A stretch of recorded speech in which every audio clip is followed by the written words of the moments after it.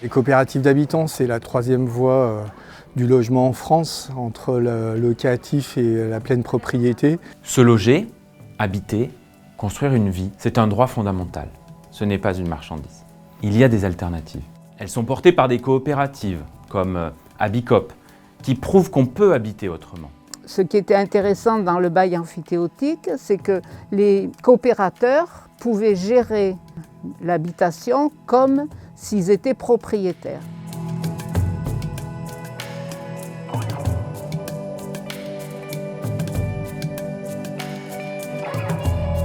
Avec la montée des loyers, avec les gens qui étaient exclus. Et là, on me disait, ben voilà, on t'offre un habitat qui ne sera pas spéculatif. Le logement, c'est un bien commun et ça ne doit pas être quelque chose sur lequel on peut spéculer et qui fait que les gens ne peuvent plus vivre là où ils ont l'habitude de vivre.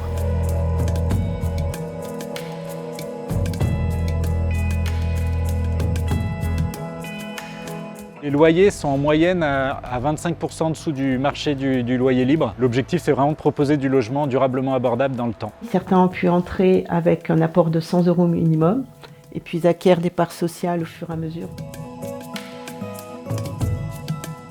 Moi, ce qui m'a intéressé dans le projet, c'était un projet non spéculatif. On voyait nos voisins être parfois virés de leur appartement puisque le propriétaire voulait vendre et profiter de l'envolée des prix de l'immobilier. Et nous, on voulait résister à ça. Pourtant, dans notre pays, trop de personnes doivent renoncer à un logement digne. Trop de jeunes, de familles, de travailleuses, de travailleurs vivent dans la précarité résidentielle. On peut produire de la valeur sans chercher la rente. Il était un peu nécessaire de trouver un système ou un montage qui permette à des gens qui n'ont pas trop de revenus de pouvoir y accéder. Le bail amphithéotique permettait de mettre la maison en location de longue durée et à prix minime.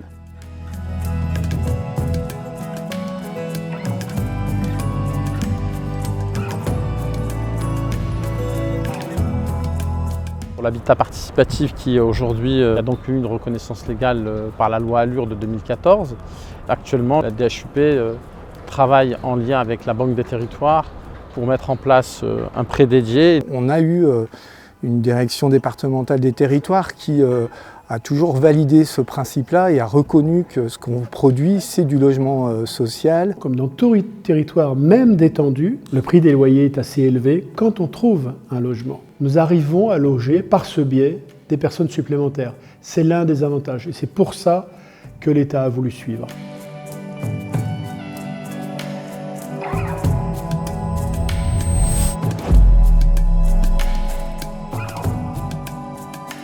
Si on veut avoir du logement abordable dans une ville comme Lyon qui est tendue, il faut qu'on ait accès à des financements spécifiques. À Paris, c'est un territoire très contraint. On est allé chercher un partenaire qui est Copimo et il a trouvé l'astuce, un montage en démembrement foncier bâti. Ils ont avancé beaucoup d'argent pour faire tout ce qui est ingénierie juridique et financière, aller chercher les entreprises, financer les travaux.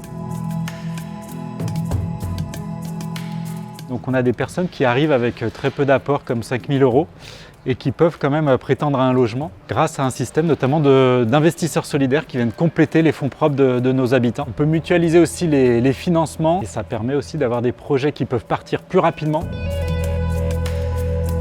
Je travaillais à mi-temps, j'étais séparée du père de mes enfants depuis 1 an et je n'avais aucune réserve financière. C'est-à-dire qu'il y a des personnes qui, en rentrant dans la coopérative, ont accepté de mettre plus d'argent que ce qui leur a été demandé pour leur catégorie de logement. Nous avons une coopérative inégalitaire, c'est-à-dire que certains ont pu mettre un peu plus de façon à ce que des personnes qui avaient moins de moyens puissent rentrer. C'est grâce à ce fonctionnement que moi j'ai pu intégrer la coopérative. Ça permet quand même d'être soulagé, de pouvoir continuer à vivre décemment. Quels que soient leurs moyens, quelles que soient leurs compétences. C'était vraiment le but de l'histoire et notre fil rouge et notre vision, c'était que tout le monde puisse entrer dans cette coopérative si le projet lui plaisait.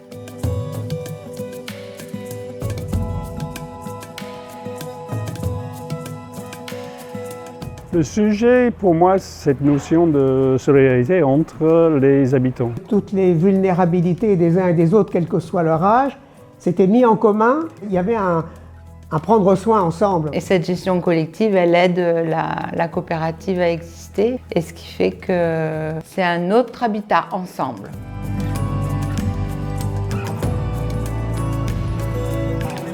J'ai compris qu'est-ce qui m'avait vraiment touché là-dedans. C'est que finalement, on est gestionnaire d'un bien, on sait que ce bien, on va en prendre soin, et puis à un moment, on va quitter ce projet, mais il y en a d'autres qui vont venir et qui vont à son tour être gestionnaires. On a une raison d'être, vivre et vieillir ensemble, acteurs et solidaires, pour aller vers un monde plus humain, pour que la vie soit respectée, qu'on soit plus dans la performance, mais toujours plus dans la sobriété.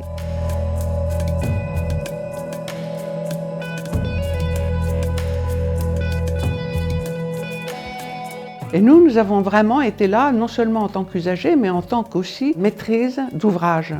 Les professionnels comme nous se sont aperçus que ça mettait un lien et un contact très différent dans cette opération de construction. C'est intéressant aussi de voir comment ça a un petit peu modifié les pratiques professionnelles de tous les acteurs. Ça met un espèce de lien et d'humanité dans l'opération de construction.